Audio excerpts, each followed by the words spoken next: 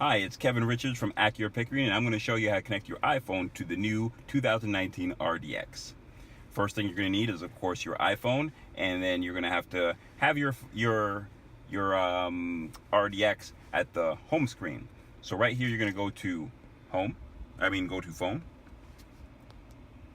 It's going to say connect phone. Of course, there's no phone connected. And at the same time, you're going to go to the settings button. You're going to hit Bluetooth. So your Bluetooth is now trying to find the RDX. So we're going to press connect new device. And of course, there it is, because now it's searching for each other at the same time, in which it has found. We're going to go to, of course, my phone, Alexandria.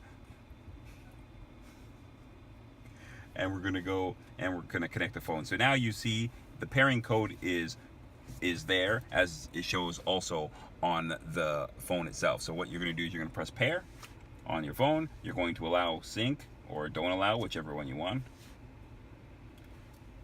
And then you will see that it'll offer you, okay, do you want to connect the audio, which you can or cannot by just clicking connect the phone, or email or internet tethering.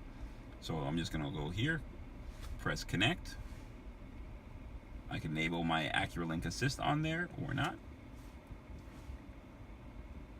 And then it's going to collect the phone data if you're using Acura Link. And there it is. The phone is connected, and as you can see, it says connected on the device as well.